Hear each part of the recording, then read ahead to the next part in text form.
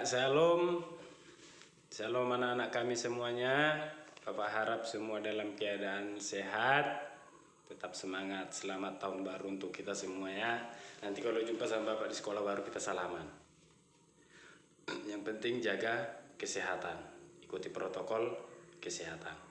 Oke, semester 2 kita masuk semester 2, pembelajaran bab 8, halaman 65. Yaitu tentang setia beribadah, berdoa, dan membaca Alkitab. Bisa kamu buka Alkitab Efesus 6 ayat 18 dan Roma 12 ayat 12. Kamu baca, kamu renungkan ya.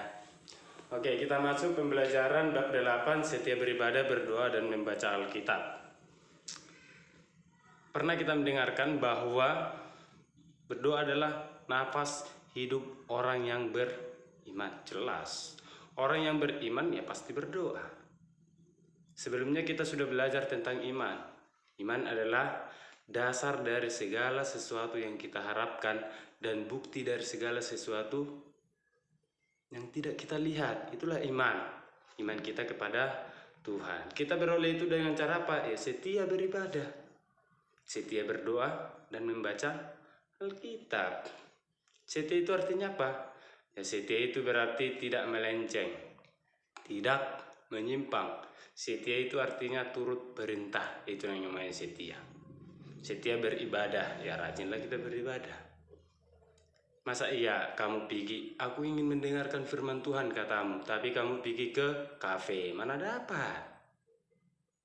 Ya, kalau namanya beribadah, di dalam ibadah harus ada yang namanya puji-pujian, berdoa, dan membaca firman. Maka yang di bab ini jelas dikatakan yang pertama itu beribadah.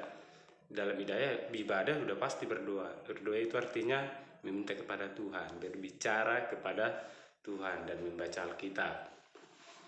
Kalau kita sering membaca Alkitab, tentu kita akan tahu apa sih yang diinginkan Tuhan dari kita.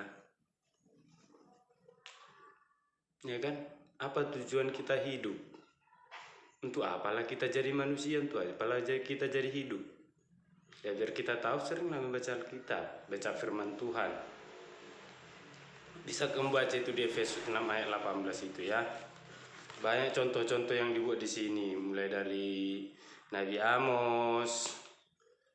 Tapi bukan terutama di sini Nabi Amos dibilang menulis bahwa Tuhan menolak ibadah orang Israel jika mereka taat beribadah namun tingkah laku mereka amat buruk. Bisa kamu lihat di kitab Amos ya. Aku membenci, aku menghinakan perayaanmu atau ibadah, dan aku tidak senang terhadap perkumpulan rayamu. Sungguh apabila kamu mempersembahkan kepadaku korban-korban bakaran dan korban sajianmu, aku tidak suka. Dan korban keselamatanmu berupa ternak yang tambun, aku tidak mau pandang. Jauhkan daripadaku keramaian nyanyi-nyanyianmu, lagu gambusmu itu tidak mau aku dengar. Tetapi biarlah keadilan bergurung-gurung seperti air dan kebenaran seperti sungai yang selalu mengalir. Dalam kitab Amos 5 ayat 21 sampai 24. Artinya apa?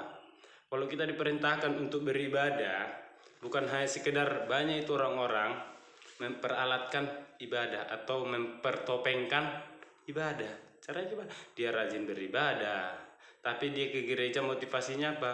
Untuk melihat cewek-cewek contohnya, atau ingin menunjukkan baju barunya, atau ingin menunjukkan sepatu barunya. Bukan. Kita beribadah untuk apa? Mendengarkan firman Tuhan. Supaya apa? Supaya perbuatan kita menjadi baik. Jangan kita nanti kita rajin gereja, rajin beribadah, tapi tingkah laku kita amat buruk. Ada kawan kita yang minta tolong, kita tidak tolong, padahal kita bisa menolongnya. Jangan seperti itu. Makanya harus disesuaikan perilakumu, perkataanmu, dan perbuatanmu serta sikapmu. Ya, jangan nanti kamu munafik. Itu namanya kamu munafik. Beda yang kamu dengarkan, beda yang kamu lakukan. Yang kamu dengarkan firman Tuhan, tapi yang kamu lakukan perintah iblis. Salah. Itu yang namanya beribadah. Setelah kita beribadah, baru kita doakan. Kita berdoa, kita meminta tuntunan Tuhan, kita meminta bimbingan Roh Kudus, supaya kita melakukan perintahnya. Bukan mendengarkan yang paling dipentingkan Tuhan, tapi melakukan. Maka yang dikatakan di kitab Amos tadi, Aku membenci, kata Tuhan, ibadah-ibadahmu. Sok-sokan kau bernyanyi, sok-sokan kau berdoa panjang lebar, tapi perbuatanmu tidak baik.